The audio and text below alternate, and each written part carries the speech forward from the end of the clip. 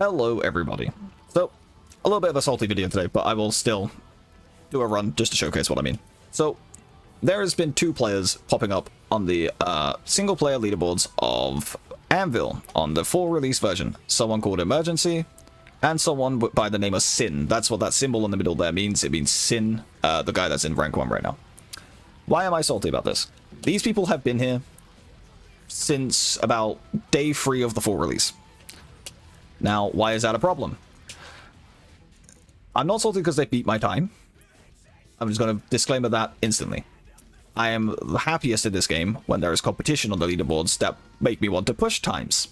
My fondest memories of this game are when I first met Dippets and I first met Cannon Podder, and we started doing runs together, and I also Ono Wicked as well.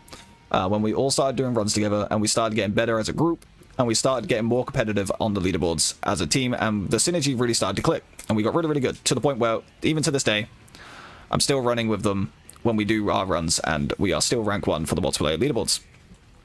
Now, what is making me salty here is the fact that these times are cheated and have gone unchecked and have been remaining unchecked for so long. Now, like I was just saying, my happiest times is when I was running and doing speedruns with my friends, right? Which means, for me to be happy and doing speedruns, there has to be something for us to speedrun against. If we're beating our own times, it's less, like, there's less of a gratification, less of a reward incentive as me as a person. When I see my own time go from, say, like a 40 to a 36, I'm kind of like, oh, cool, yeah, 4 seconds off. But if someone else goes and beats my 40 and makes it a 36, and then I'm like, hold on, I need to go beat that, and I get a 34 afterwards, like this, I feel a lot more satisfaction, because I know that that person then has an incentive to go and beat my time, and it's like this constant back and forth between the speedrunning community. And this is what it used to be like in the old version of the game as well, when people like Unleashed, ECR Karma, and various other people who speedrun, and there was a little kind of like a network of speedrunners in this game who kept running against each other and pushing for world record times. It made for some amazing competitiveness, to the point where there was a little bit of salt between some of the groups about ethics of, is something considered an exploit, is something not considered an exploit. When Mercy first came out, just putting this out there, when Mercy first came out, when you took damage, it gave you money. Well, you had weapons that would self-damage, and it would give you money because you're self-damaging yourself, so you just did that before runs when there was no timer, and just bought the entire shop, basically. That's saltiness. But it was still some of the most fun I had in terms of competitivity, and that was when people were beating our times. This is not those scenarios. These are clearly cheated times. And how do I know these are cheated times? The breakers they are playing. So when you just look at the times by themselves here, for example, 34 seconds and 32 seconds, it doesn't seem that crazy. It seems completely in the realm of being able to just slightly improve upon a time and beat it. But then you look at the breakers they're doing on. I was doing Jungler, which is objectively at the time, this was pre-patch, like pre-Jungler nerf, objectively at the time, the strongest breaker in the game. I was capping out at like 1.3 million DPS on him on Planet 6, and there was just no room for RNG for me to get better RNG in a run to improve this time. The only thing that would slightly improve this time with me playing jungler is slight mechanical improvements. Elsa, on the other hand, does not have jungler's damage. Elsa is nowhere close to the damage of jungler. Bronzy, on the other hand, is close to the damage of jungler, but now you got to factor in where this is happening. 210 on seasonal. This is, again, before the recent buffs came out. This is before any changes happened to the seasonal to give you more play power within seasonal. This is when you went in with your base relics. You could only upgrade the relics you went in with, and you could only upgrade your weapon. There was no weapons dropping, no relic caches, nothing. Why is it not possible for Bronzy to be able to get this time? Well, I said in a previous video, Bronzy could get to the last boss at a pretty good pace, but then you lose all your damage. And why is this? Well, let me go and show you. Bronzy is a breaker that excels when a target is under a shock condition. Because of stuff like this. This is a 100% shock damage multiplier. This makes or breaks Bronzy's damage in Exodia, for example, where there's a lot of player power and the enemy levels are lower. I barely got a 50-second clear in Exodia whilst running this. So there's a 100% shock multiplier there. We lose this when we get to the last boss, because the last boss is immune to shock. Okay, that doesn't sound like much, okay? Only 100%. But then you have to factor in this as well. You're also losing another 50% over here. And in the past, which has been changed, there was another 50%. So you were losing 200% shock multiplier total once you got to the last boss on seasonal. On top of this, the last boss is always mechanical, so you have to have plasma damage. This is the only benefit that Bronte has in that run. She also doesn't have barriers, so she's very squishy. She has to find more upgrades, like she has to get Bionic Pulse, for example, for the extra crit, because you can't run Abundance, because taking damage makes it so you don't have crit anymore when you're running Abundance. So you have to find this, and all your other godlike stuff. On top of that, the likelihood of you never seeing a 4x4 or an event planet which takes more than 10 seconds to clear is very unlikely in Seasonal. Not impossible, but unlikely. This is why I'm saying it's definitely possible to get to the last boss within that time limit, but to kill it, no. It will take you at least 2 minutes, maybe longer, as Bronte in a perfect run to kill that last boss due to the fact it's immune to shock. Now for Elsa, this is how I know Elsa is a cheated time. Elsa in Exodia does not have the burst potential to achieve this damage. I have tried every single relic combination you could possibly think of on Elsa to achieve this type of damage, and it does not happen. So, to begin with, I am going to play a skill build. This is objectively Elsa's strongest build throughout the entire period. Now, the early planets do die a little bit faster when you're playing a weapon build, because in the weapon build you run a ranger's cannon, and you deal a lot more burst damage on those first 2 planets. That's great, but as soon as you get to planet 3, your damage falls off a cliff. Now, in the skill build, it's the opposite effect. You have a little bit less damage on the first couple planets, but once you get certain key upgrades, you're off to the races. You're doing decent damage. Not jungler levels of damage. Jungler on planet 1 with just ×2 mines does more damage than Elsa on planet 7 with all of her ability upgrades. Let me just put that out there. But I will still do a skill build video in this. So we've got to change some relics. Now, in every single combination setup I have tried, opting for 100% crit as fast as possible has always been the strongest thing on every single breaker that I have played so far in this pretest.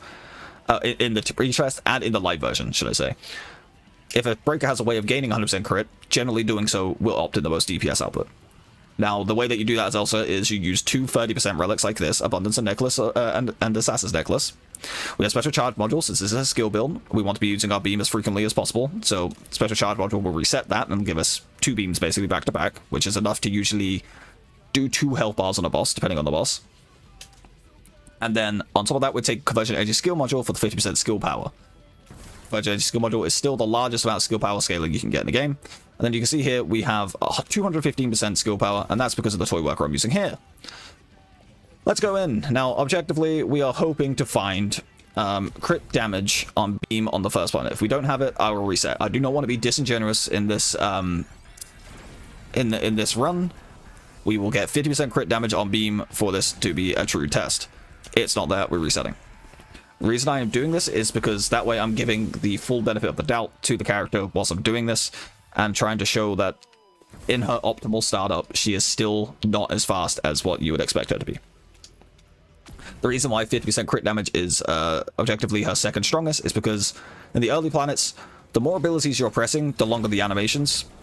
So you generally want to be killing things within the first ability press or the second ability press as fast as possible. So being able to just do 2 beams back to back will often enough kill most things on the first 2 planets pretty much instantly. Not instantly, but like around 8 seconds.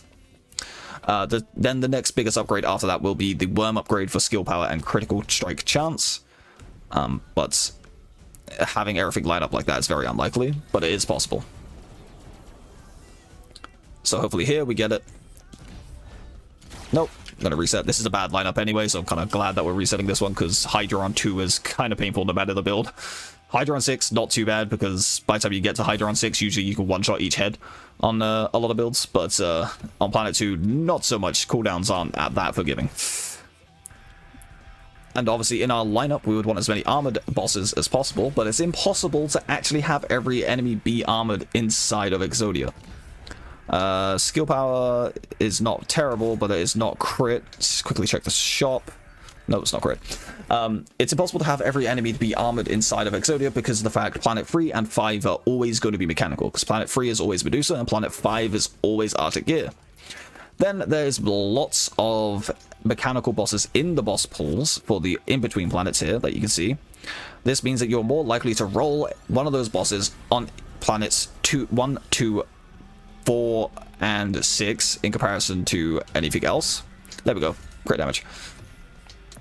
And then, on top of all of that, there is more creature enemies as well. So the likelihood of you hitting only armored enemies is 0. There is not enough armored enemies for you to hit every single enemy being armored. Now, we don't have anything great here. Nothing fantastic. This would technically be nice, but the likelihood of us not taking any damage at all is pretty much 0. But we have our best setup here. So what we're going to do... Oh, I should have also covered this. The reason we're taking Indra's is because when shock target shows up in here, we can pick it up as Indra's apply shock. That's the only reason. There's no damage or anything that comes from Indra's. That's fantastic. Now, these are the best 2 upgrades. We don't have crit worm, so we are heavily relying on crits right now. We have a 25% chance not to crit. We're going to come in, wait for the top to stop moving, and then we're going to just tickle away with the beam. Slowly back up so we don't get hit, and 9 seconds. Not too shabby. Now, arguably, this boss is kind of annoying. I know it's Canon's nemesis when it comes to speedruns. Also, that was my Battle.net getting a notification, not yours. But generally, yeah. That's about as fast as you're going to get on a boss like Demeter. But let's see. Skill power on beam. Also really nice, right? We're actually having some pretty good upgrades. Oh, and shock target. Oh, everything's looking up. So here, we're going to come in, freeze, apply shock, hopefully. There we go. And beam. Pretty good damage, right? 22k a tick. It's pretty fast. Make sure to back up a bit. And it's dead. 20 seconds. Do you think we can do the rest of this run in the next 12? Let's roll once. And power chip. Now, again, I'm not salty because people have beat the time. I'm only salty because of the fact it's hack times and how long they've stayed up there. This shows that there's something significantly wrong with their anti-cheat system, or there is some sort of exploitive measure that is available to players right now that is not as well known, and these 2 people have found it out, and they are doing so. The other thing is, I have checked out their accounts. I am not going to post anything here. I do not want people witch hunting them, but I have checked out their accounts. Their playtime on ANVIL, they only started playing when the full release happened. They have less than 20 hours played at the time of me checking them, which means their knowledge of the game is either 0 or they're people coming from Xbox and have prior knowledge to the game. That is definitely a scenario that could be happening. But it's very unlikely for a new player to be able to have the knowledge of the systems in hand to be able to do those times instantly. And they literally came out from nowhere. They had no prior times on the leaderboards that they started working their way up with. They just instantly started playing the game and had a 1-minute seasonal clear. Let's quickly phase the boss. This is what I was saying before, where pretty much 2 beams is like 1 health bar of a boss. Apply shot, beam again.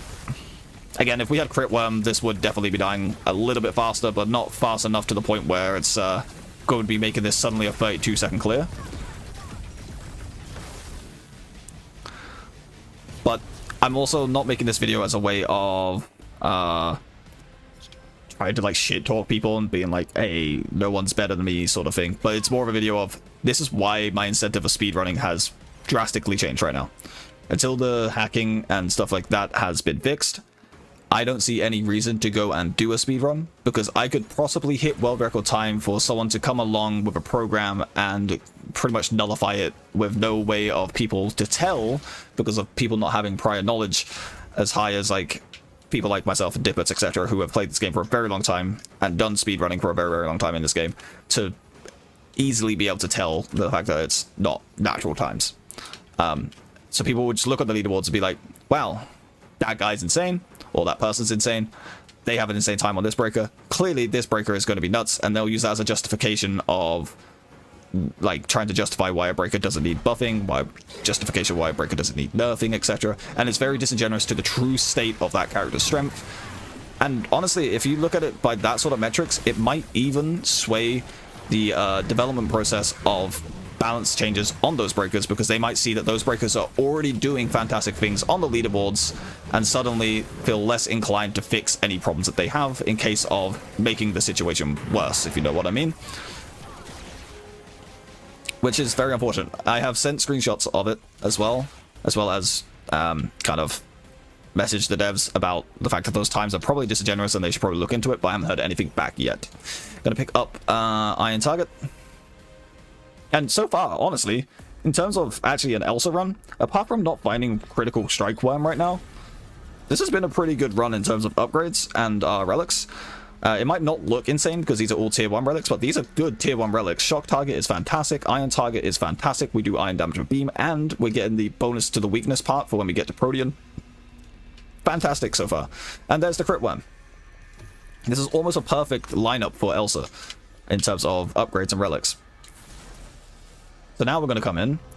Going to drop down our worm at a slight angle so that way we can utilize it. Okay, there's 4 punches. Now we can stand over here, hit with the tip. And you can see, like, the damage is nowhere near as high as it used to be with old Elsa, by the way. And that's very blatant when you're playing her. But, generally, she's still fine. And in multiplayer, she actually is insane. Like, in multiplayer, she has a lot of support value from all of her worm stuff. And, the new pulse weapon that gives attack speed. It's actually how we hit the world record time for multiplayer seasonal, was using 2 toasts plus Elsa and the pulse fire cannon.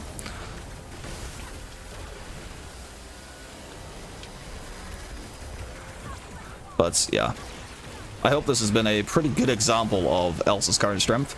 And you might be asking, like, might think just from looking at this, is like, well, all this is proving to be is that weapon build's probably stronger. I could do a different video on weapon build if you wish, but I can tell you right now, the time is not going to look the same at all. And I mean that in a sense, it's much worse. The weapons, and I mean this through the entire course of the game, not just Elsa and other breakers. All the weapons in the game, apart from stuff like the missile launcher and the sniper rifle, generally feel weak. I really hope that they buff them.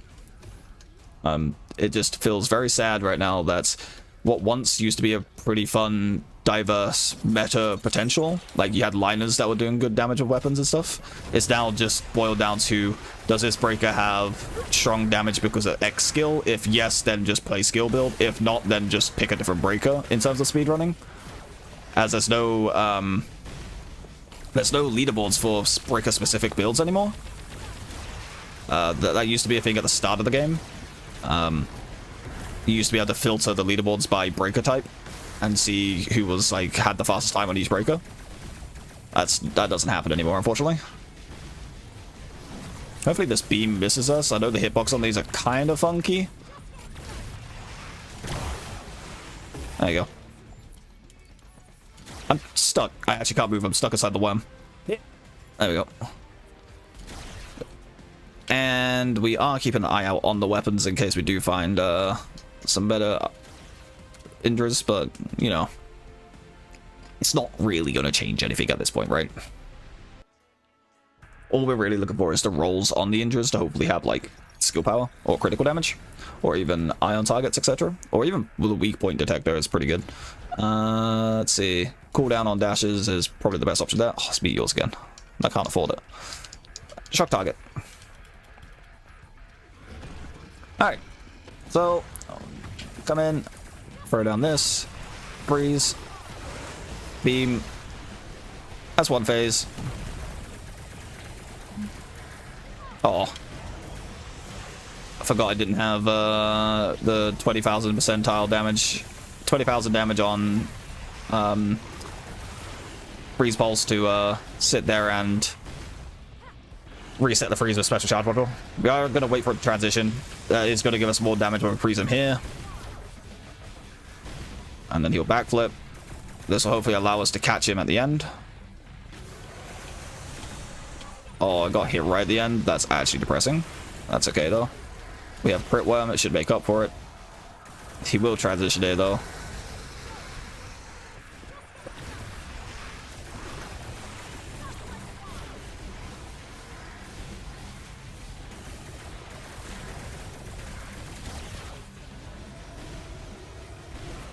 And there you go, 4-minute clear as Elsa in skill build. Now, again, I don't want this to be misinterpreted of why I'm making this video. I don't care that someone has beat my times. All I care about is the fact that it's not legitimate times and they are hacked times. I am all for competitiveness. And I really hope that people see those times up there now and be like, wow, something to strive for, and try and beat them themselves.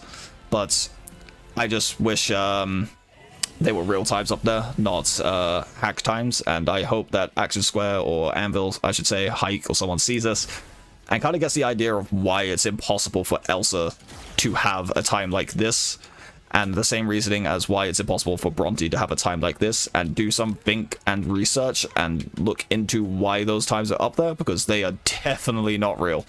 Anyway, thank you for watching, guys. Sorry for the salty video, and I'll catch you in the next one.